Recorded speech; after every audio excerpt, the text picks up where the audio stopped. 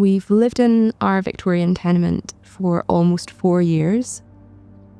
When we moved in, the flat was definitely not like this. It was very much a doer-upper. One of the things I love about living in a tenement is the period features. One of the things I don't like about living in a tenement is all the stairs, especially since having a baby. We live on the 3rd floor, and baby plus pram, kit and shopping takes some organising to navigate. My name is Rosie Steer, and I'm an author and creative whose work weaves together writing, photography and small acts of making, inspired by the Celtic wheel and the land I call home.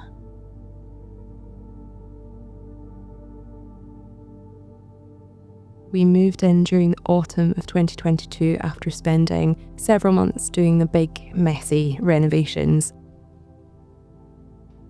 The flat had such potential, but had been badly neglected, so we were drawn to the beautiful period features and the gorgeous natural light.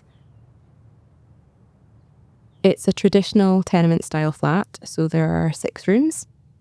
It's got a bedroom at the back and the kitchen, along with your classic skinny tenement bathroom. And then there's another bedroom at the front with the living room, and there's a box room off the hall, which is my studio.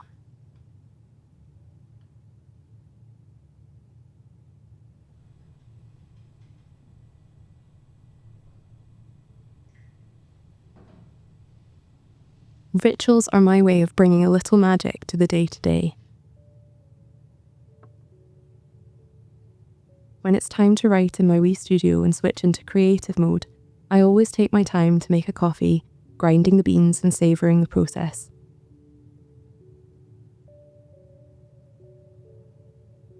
Then when I get to my desk, I light a beeswax candle and I feel ready to start. Beeswax has such a beautiful glow to it. It cleanses the environment that you're in, and it brings such gorgeous, cosy warmth to a space, and I find that particularly inspiring when I'm writing.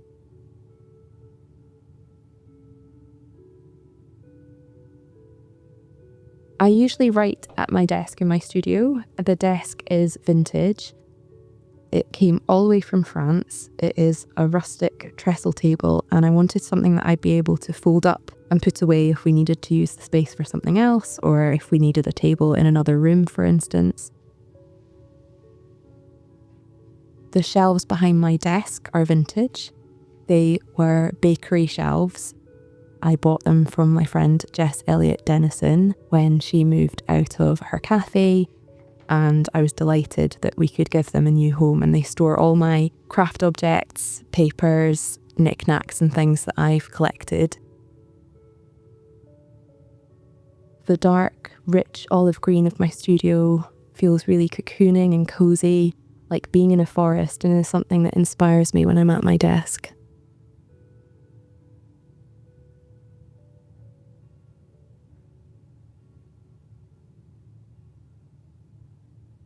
I'm really drawn to analogue objects, materials, projects and ideas, because I think they do help us to slow down and appreciate quality. I definitely feel like these objects make the space cozier and are also personal to me, especially as I remember the stories that go along with the objects. A lovely record shop that we visited on holiday, or a wee charity shop that we popped into on the off chance and found a beautiful version of my favourite book.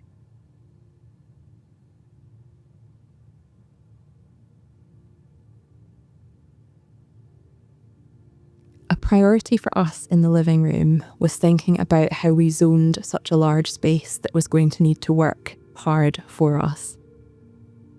My husband works from home, so he has a desk area in the window, and that's his granddad's old antique desk. It's lovely to sit and work in the window with that view and watch the world go by. It was also important to me that there was a reading space and somewhere to store all our books. I designed what I wanted the book storage to look like, and our joiner made the shelves bespoke to the space from MDF, which we then sanded and painted in a colour to blend in with the rest of the room. For me, that's one of the main focal features in the room, and I'm sad that now they're getting really full and I need to think about either getting rid of books or finding some more book storage. We also have the old fireplace in the room as another focal feature, and so we have our mid-century Urkel armchairs and sofa, and they were bought, I think, 12 years ago, and they waited a long time to be reupholstered until we could afford it. I spent a lot of time in the armchair next to the bookshelves, feeding our wee baby for many, many months, and so this chair has taken on an even more special significance to me, and also to our wee boy, who now loves to climb and jump on it himself.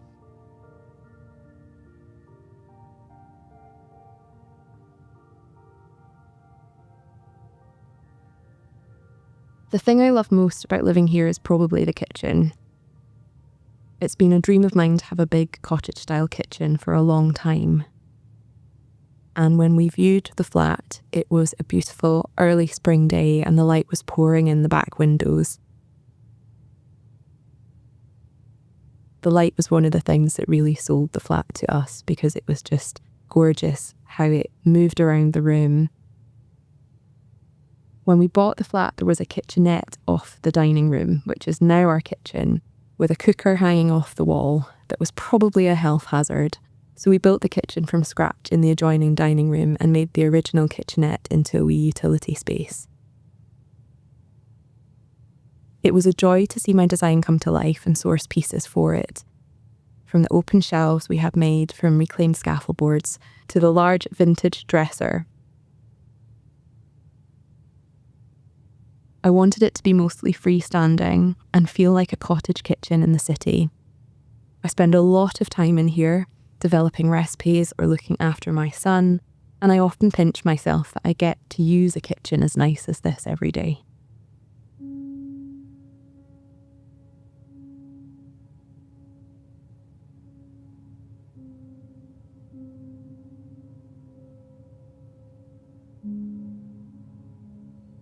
The seasons definitely change how I use the space. I spend more time in the back of the flat, which is south-facing in winter.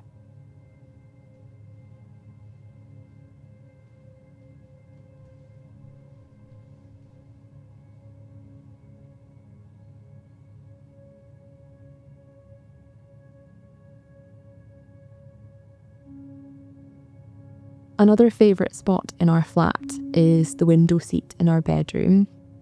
The back windows of our flat overlook the communal drying green or garden, with a beautiful view over to the tenements opposite and a really tall silver birch tree.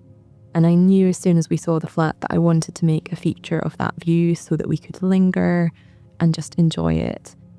The bedroom had the perfect spot underneath the window for a wee window seat, and to me it looks like it's always been there. I also love the colour of the bedroom. We decided to go with a darker colour to make it really cosy. What I love about this shade is how the paint is applied. It has an almost painterly texture that is reminiscent of plaster. I really like that in the dark, which, let's face it, is a lot of the year, it feels almost like a chocolatey kind of brown colour. It's really earthy. It really adds to the coziness of the room. While sourcing pieces for my home, I always think of the saying by William Morris, "Have nothing in your house that you do not know to be useful or believe to be beautiful." This helps me create a calm and curated selection of objects and pieces that we genuinely love. But they're also practical as well, so everything on the shelves is used most days. When we moved in, the fireplace in the front bedroom had been really badly dipped and stripped and was beyond saving. so we decided to paint over it with a warm white wash. I painted vines of laurel leaves and berries in the middle as a nod to our wee one's name, as it will be his room one day. A typical day at home is usually spent looking after our wee one. We cook from scratch together, do lots of reading and drawing, and we're out at least twice a day for a walk and a play at the park.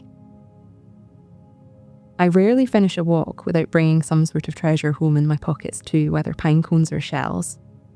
We display our finds in vintage printers trays that we have mounted on the bedroom wall. And I love the memories they bring of special walks and days out.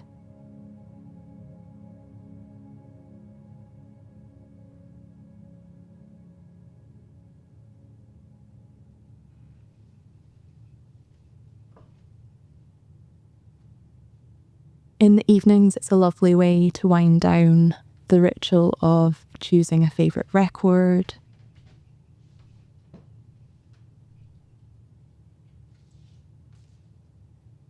opening up the record player, slowly putting the needle down and listening to some favourite music together. Phones away, not thinking about the outside world.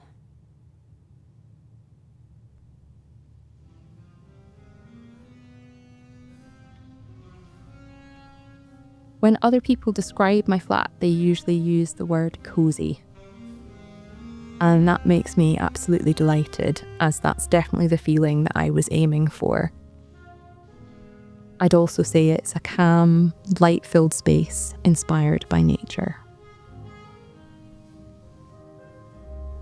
Slow living to me is about trying to live a more intentional life.